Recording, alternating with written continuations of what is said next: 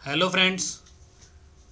आज और एक वीडियो लेके आया हूँ और इस वीडियो के अंदर में हम बात करेंगे सेक्टर रोटेशन की, कि मैं किस तरह से सेक्टर की जो मूवमेंट है उसको ट्रैक करता हूँ डेली बेसिस पे भी और वीकली बेसिस पे और मंथली बेसिस पे।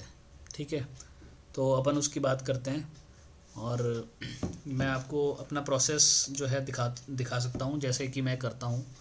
अगर आप लोगों को ठीक लगे तो आप लोग भी उस तरीके से सेक्टर्स को प्ले कर सकते हो for swing trading, day to day trading और थोड़ा सा medium term kind of investment.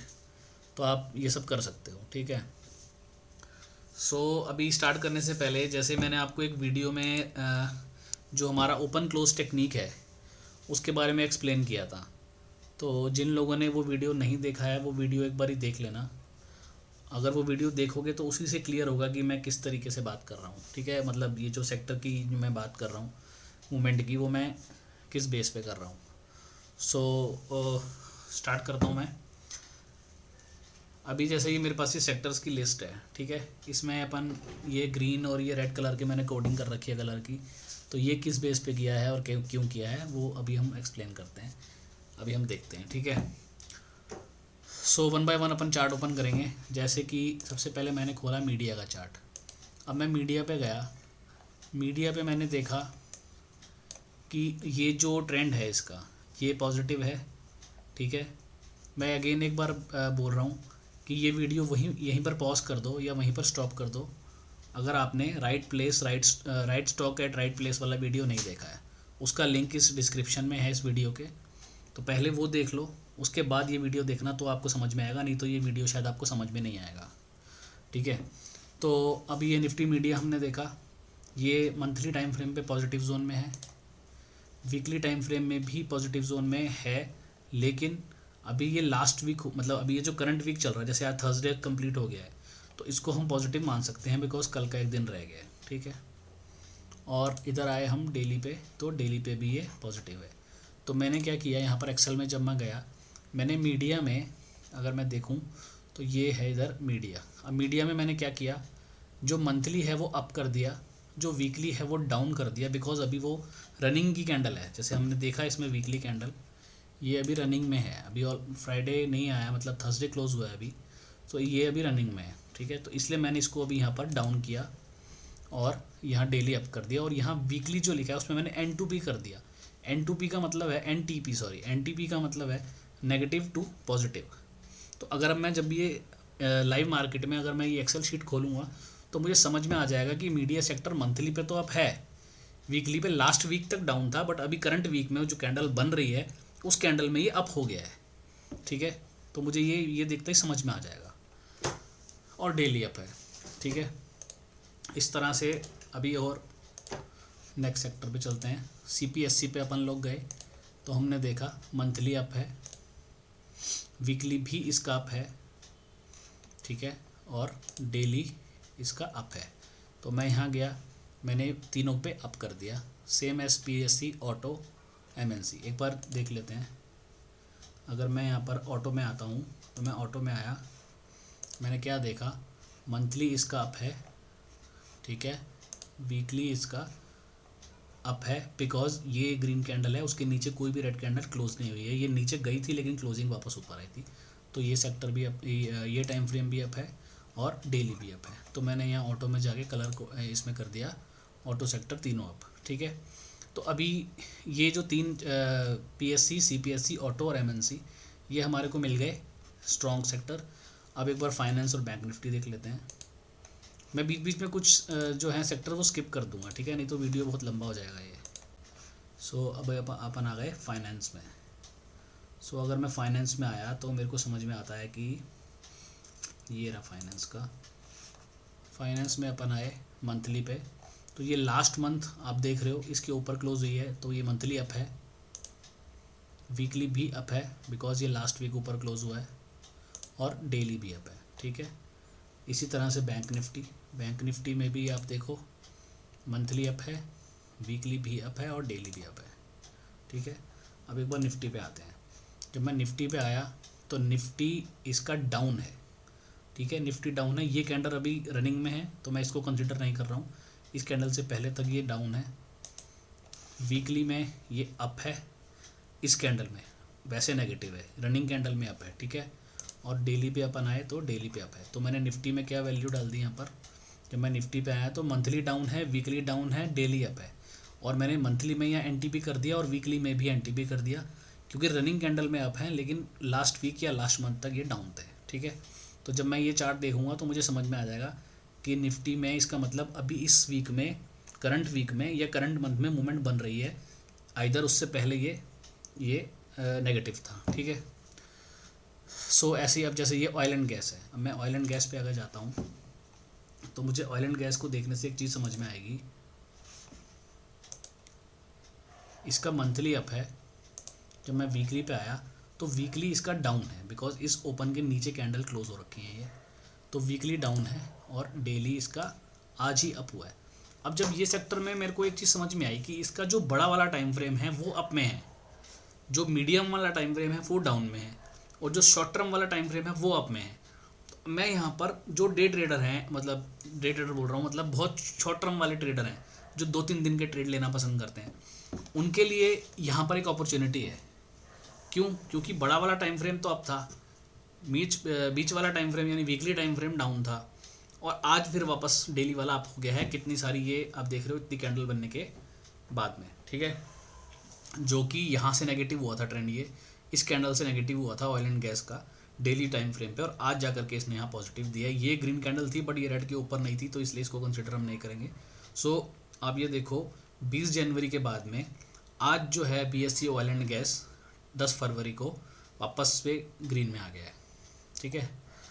तो अब इसमें हमें ट्रेड मिल जाएंगे। जब हम इसमें ऑयल एंड गैस सेक्टर के स्टॉक्स जाकर चेक करेंगे तो हमें कोई ना कोई स्टॉक्स ऐसा मिल जाएगा जो कि हमारे को अगले 3-4-5 दिन के लिए एक मूवमेंट देने के लिए रेडी होगा, ठीक है। हमें एक आइडिया लग गया जिससे कि, तो ऐसे करके मीडिया हमने देख लिया, एनर्जी स्मॉल कैप देख लेते हैं एक बारी। सो अब मैं आया एनर्जी पे, तो एनर्जी पे मुझे क्या दिखा, मंथली इसका अप है, वीकली इसका डाउन है और डेली इसका अप है। तो इसका भी डेली अप है, इसमें भी सेम वही सीन है जो ऑयल एंड गैस में हमने देखा, यहाँ से डाउन था और ये एक कैंडल बनी थी लेकिन फिर वो नेगेटिव हो गया, सो आज ही फिर वापस अप है, ठीक है। सो एनर्जी सेक्टर में भी मुझे इस तरीके से मिल गया। तो अब मैं इस तरीके से सारे जो सेक्टर्स हैं उनको देख लूँगा, उनको देख के इस तरह से कोडिंग कर दूंगा। अब जैसे आईटी मुझे क्लियर दिख रहा है कि आईटी नेगेटिव है, तो मैं आईटी सेक्टर में अभी कोई ट्रेड लेना प्रेफर नहीं करूँगा।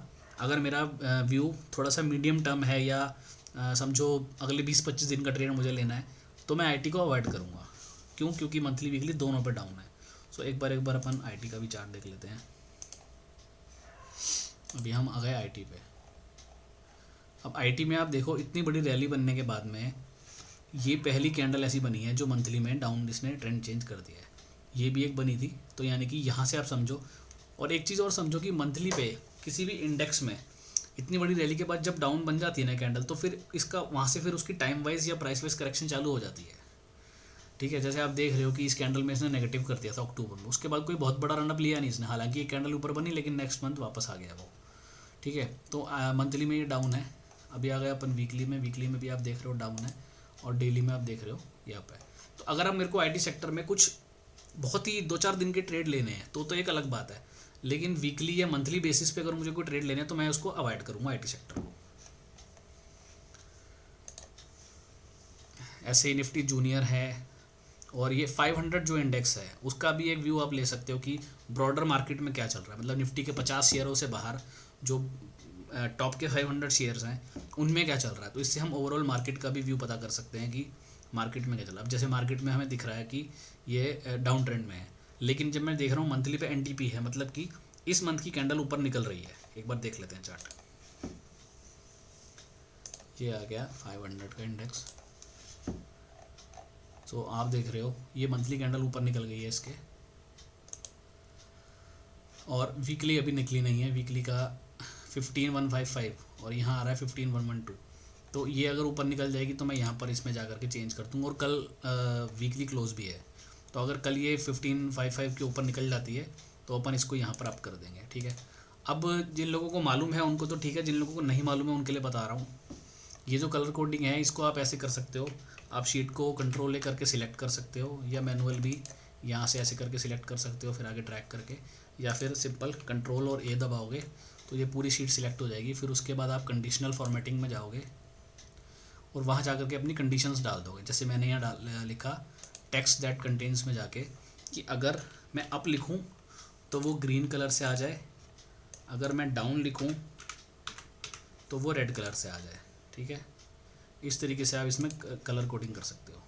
सो मैंने इसमें यही किया हुआ है और ये इसमें कुछ बहुत बड़ी चीज़ नहीं है, तो ये आप इस तरीके से कर सकते हो। और साथ में मैंने वहाँ कंडीशनल फॉर्मेटिंग में गया तो मैंने वहाँ पर एक चीज़ और डाल दी, हाईलाइट सेल रूल्स में जाऊँगा, टेक्स्ट दैट कंटेन्स में जाऊँगा कि अगर मैं NPP लिखूँ तो वो ग्रीन में दिखाए, और अगर मैं PTN लिखूँ, ठीक है, इसका उल्टा भी हो सकता है ना, जैसे नेगेटिव टू पॉजिटिव, ऐसे पॉजिटिव टू नेगेटिव, तो अगर मैं PTN लिखूँ तो वो रेड में दिखाए। तो इस तरीके से आप इसमें कंडीशनल फॉर्मेटिंग में जाके इसको कर सकते हो। सो ये आपकी एक शीट रेडी हो जाएगी। अब ये देखने के बाद में बहुत सारे लोगों के माइंड में एक चीज़ आएगी कि इसको तो हम ऑटोमेटिक भी बना सकते हैं। तो मैं आपको बता दूं, ईमानिया ग्रुप के अंदर में किसी ने ऑलरेडी इस शीट को ऑटोमेटिक बना रखा है, लेकिन मैं फिर भी इसको मैनुअली यूज़ करता हूँ। मैं खुद इसमें चेंजेस जो भी करने होते हैं वो डेली बेसिस पे या वीकली बेसिस पे वो मैं खुद करता हूँ मैनुअली। बिकॉज उससे एक बेनिफिट क्या होता है, जैसे हम लोग मान लो अपने फैमिली से, पेरेंट्स से या बच्चों से गूगल मीट पे बात कर रहे हैं या अपना व्हाट्सअप कॉल, वीडियो कॉल के थ्रू बात कर रहे हैं, और एक हम उनसे पर्सनली जाके मिलते हैं, तो दोनों में जो डिफरेंस है ना वही इसमें है। ऑटोमेटिक में आपको दिख तो जाएगा ऊपर ऊपर से, लेकिन जब आप ये डाटा डेली अपने आप इसमें डाल रहे होगे ना, अप डाउन लिख रहे होगे, साथ साथ चार्ट भी देख रहे होगे, क्योंकि बिना चार्ट देखे तो ये काम होगा नहीं, तो उससे आपके माइंड के अंदर में कोई चीज़ क्लिक आएगी या कोई सेक्टर ऐसा बैठ जाएगा कि हाँ यार ये सेक्टर है, फिर वो आप भूलोगे नहीं। और ये जो तीसरा वाला मैंने बना रखा है ना, ये तो मैंने आपको बता दिया NTP और PTN क्या है। तीसरा वाला जो है ये वीकेंड पे करना है अपने को या मंथ एंड पे करना है। जैसे वीक का क्लोज हो गया, जैसे कल फ्राइडे है, मान लो कि निफ्टी नेक्स्ट 50 कल ये पॉजिटिव हो जाता है, तो कल जब मैं इसको शीट को तैयार करूँगा तो यहाँ अप कर दूंगा और यहाँ पर P कर दूंगा, मतलब कि वीक क्लोज होने के बाद जो चेंजेस, ये वीक रनिंग में जो चल रहा है, करंट वीक जो चल रहा है, उसमें जो चेंजेस हैं वो NTP PTN लिख देंगे। और जो वीक क्लोज होने के बाद, तो जैसे अब मैं मंडे का शीट ओपन करूँगा तो मुझे ये P देख के समझ में आ जाएगा कि फार्मा सेक्टर लास्ट वीक में पॉजिटिव हो चुका है। ठीक है, या आप इसको P ना लिख करके कुछ भी लिख सकते हो, मतलब वो आपके ऊपर, आप कुछ भी लिख सकते हो। तो मैं इस तरीके से कर लेता हूँ, तो इससे मुझे ये खुलते ही सामने सेक्टर की पूरी कहानी पता चल जाती है। और मैनुअली करने का फ़ायदा ये है, बिकॉज मैं जानता हूँ ये वीडियो देखने के बाद बहुत लोगों के मन में आएगा कि इसको तो हम ऑटोमेटिक कर सकते हैं, बट मेरी सजेशन ये है कि इसको आप मैनुअली करो तो ज़्यादा अच्छा है। बिकॉज सेक्टर आपके पकड़ में रहेंगे और आपके सबकॉन्शियस में एकदम फिट हो जाएगा कि हाँ यार ये चलने वाला है। तो अब जैसे ये शीट रेडी हो गई, अभी शीट रेडी करने के बाद क्या होएगा, जो बहुत शॉर्ट टर्म के लोग हैं वो इस तरीके से करेंगे, जैसे मैंने अभी बताया ऑयल एंड गैस का या मीडिया का, कि मीडिया बड़े टाइम फ्रेम पे तो अप है, छोटे पे भी अप है, बीच वाले पे डाउन है, तो मैं एक बार जाके मीडिया के चार्ट देखता हूँ, तो मैं चार्ट देखूँगा। ठीक है, अब इसको हम अपनी थ्योरी के साथ कैसे यूज़ कर सकते हैं।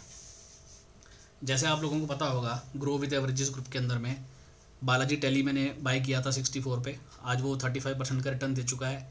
बहुत ही, मतलब आई थिंक 4 फरवरी की वो बात है, उसके बीच में हॉलीडेज़ भी आया है, तो बहुत ही कम सेशन के अंदर में उसने 35% का रिटर्न दिया। क्यों दिया? क्योंकि मैंने वो स्टॉक सिलेक्ट किया जो संगम पे मिल रहा है, प्लस जिस सेक्टर का वो स्टॉक है वो सेक्टर मंथली टाइम फ्रेम पे ऊपर है। समझ रहे हो बात? तो इस तरीके से आपको जब सेक्टर मिल जाएंगे, फिर आप उन सेक्टर्स में जा करके स्टॉक ढूंढोगे, कौन से स्टॉक जो संगम एरिया पे मिल रहे हो, और वो संगम एरिया, या तो आप सेक्टर पहले देखो फिर उसमें स्टॉक ढूंढो, या तो ऐसे करो, या फिर जो मेरा स्कैनर है जो मैंने पिछली वीडियोस में बता रखे हैं कि संगम वाले स्टॉक कैसे ढूंढने हैं, वो वाली वीडियो में जाकर के चेक देखो और वो वाला स्कैनर खोलो। उस स्कैनर में जो स्टॉक संगम पे आ रहे हैं, मान लो 5, 7, 10 स्टॉक जो भी आ गए, उसमें जाके चेक करो कि ये वाला स्टॉक जिस सेक्टर का है, क्या वो सेक्टर मंथली पे, वीकली पे आप में है तो आप पहले उसको प्रेफरेंस दो। अब आपको अगर कोई स्टॉक ऐसा मिला, मान लो एक स्टॉक है IT का, वो संगम बना रहा है 4 घंटे का, एक स्टॉक मिला आपको ऑटो का, वो भी संगम बना रहा है, तो पहले ऑटो सिलेक्ट करेंगे अपन। तो मैंने उस दिन जब वीडियो में भी ये चीज़ बोली थी कि सेक्टर अपने को साथ में देखना है, तो जब मुझे वहाँ पर बालाजी टेलीफिल्म्स का संगम दिखाई दिया और मुझे ये दिखाई दिया कि मीडिया सेक्टर तो ऑलरेडी अप है मंथली पे, यानी कि बहुत बड़े वाले टाइम फ्रेम पे वो अप है, तो मैंने जा करके पहले उसको सिलेक्ट किया, तो उसका रिवॉर्ड आपने देख लिया। ठीक है, तो इस तरीके से हम इसको यूज़ कर सकते हैं। और स्टॉक लिस्ट तो आपको मालूम ही है, आप लोगों ने बना भी रखी होगी, तो इस तरीके से आप हर इंडेक्स की एक स्टॉक लिस्ट बना सकते हो, कोई भी इंडेक्स हो, जैसे FMCG इंडेक्स है, FMCG के सारे स्टॉक्स आ गए, तो ये काम आप कर सकते हो। ठीक है, तो ये है मेरा सेक्टर पकड़ने का तरीका। अब इसमें क्या है कि जो लोग शॉर्ट टर्म के ट्रेड नहीं लेते वो डेली को अवॉइड कर सकते हैं, वो मंथली और वीकली पे जाके चेक कर सकते हैं। अगर कोई इंडेक्स वीकली पे डाउन था, सडनली एक वीक में वो अप हो गया और मंथली उसका ऑलरेडी अप है, तो अब मैं उस पर दाव लगाऊंगा थोड़े से लंबे टाइम के लिए, 20-25 दिन, महीना, 2 महीना, इस तरह के ट्रेड लेने हैं। और कोई स्टॉक कंटिन्यूसली मंथली पे डाउन में था लेकिन अब वो अप हो गया, तो इसका मतलब कि अब मैं उसको, उस सेक्टर को अगले 4-5 महीने के लिए भी कंसिडर कर सकता हूँ, क्योंकि मंथली टाइम फ्रेम पे वो अप में आया है। ठीक है ना। जैसे हम मान लो एक बार वापस सेक्टर पे चलते हैं।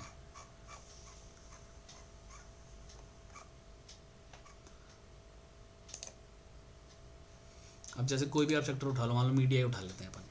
अब अपन ने मीडिया उठाया तो अब मेरे को दिख रहा था कि मीडिया जैसे ये डाउन में था, तो ये अप में कब आया, यहाँ आ गया अप में ये। ठीक है, अब यहाँ अप में आया क्योंकि ये रेड कैंडल थी, इस रेड कैंडल के बाद ये ग्रीन कैंडल बन गई, तो अब यहाँ से मीडिया सेक्टर मेरी नज़र में आ गया। अब मैं अगर चाहूँगा तो मीडिया सेक्टर में अब मैं थोड़ा सा बड़ा व्यू ले सकता हूँ, क्योंकि मुझे मालूम है कि यार मीडिया सेक्टर इतने दिनों से डाउन ट्रेंड में था, अचानक से ये अप ट्रेंड में आ गया। अब उसके बाद आपने देखा ये एक अप ट्रेंड में आया, उसके बाद ये 2 रेड कैंडल बनी लेकिन इसके नीचे क्लोज नहीं हुई, अब था, फिर उसके बाद ये 4 रेड कैंडल बनी लेकिन इसके नीचे क्लोज नहीं हुई, अब था, तो ये कंटिन्यूसली फिर अप रहा। ठीक है, इस तरीके से हम सेक्टर को भी देख सकते हैं, मतलब बड़े टाइम फ्रेम को देख सकते हैं। और जिनको छोटे medium term type of trade लेने हैं वो वीकली कंसिडर कर सकते हैं। अब वो सबके ऊपर है। अब तो आप एक काम करना, जो लोगों को ये ठीक लगा वो डेली, अगर शॉर्ट टर्म वाले प्लेयर हैं तो डेली कर लो, नहीं तो वीकेंड पे तो कर ही लो। वीकेंड पे एक बार ये पूरी शीट अपनी अपडेट करो, उससे आपको सेक्टर पे पकड़ बननी शुरू होगी। मैं नहीं कह रहा कि अगले 1 हफ्ते में हो जाएगी, 2 हफ्ते में हो जाएगी, लेकिन ये काम कंटिन्यूसली जब आप हर वीक करते रहोगे तो 4-5 महीने बाद आपके दिमाग में एकदम फिट हो जाएगा कि हाँ यार अब ये सेक्टर चलेगा, या अब इस सेक्टर से निकलने का टाइम है, इस सेक्टर में घुसने का टाइम है। मैं इस चीज़ को 2019 से मैं इस फॉलो कर रहा हूँ इस प्रोसेस को। तो सेक्टर की पकड़ एकदम बढ़िया आ जाती है और अपने को मालूम होता है कि अब कौन सा सेक्टर चलेगा। फिर उस सेक्टर के जाके अपन स्टॉक ढूंढेंगे और जो स्टॉक संगम के आसपास मिलेगा उसमें बैठ जाएंगे।